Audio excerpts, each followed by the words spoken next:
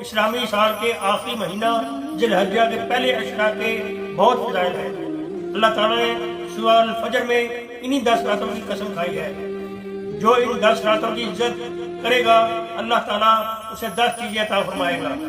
Number 1 عمر میں برکت، number 2 مال میں برکت، 3 اہل و عیال کی حفاظت، 4 گناہوں کا کفارہ، 5 نیکیوں میں اضافہ، 6 نظام میں آسانی، 7 ظلمت میں روشنی، 8 میزان میں نیکیوں کی زیادتی، 9 دوزخ سے نجات، 10 جنت میں بلند درجہ۔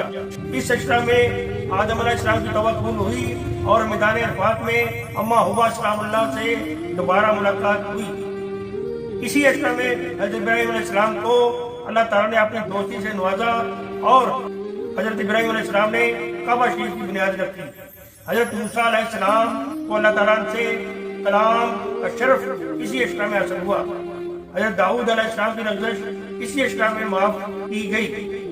فرمان رسول پاک صلی اللہ علیہ وسلم ہے کہ تمام مہینوں کا سردار ماہ رمضان ہے اور تمام مہینوں میں حرمت والا مہینہ ذی الحج ہے۔ دنیا کے دنوں میں سب سے افضل ذی الحج کے پہلے 10 دن ہیں۔ ذی الحجہ کی آمد ہے، ہمیں چاہیے کہ اس عشرہ میں اللہ تعالیٰ کی کثرت سے بات کر کے اللہ کو راضی کر لیں اور اپنی بخشش و مغفرت کا سامان پیدا کر لیں۔ وآخر دعوانا ان الحمد للہ رب العالمین۔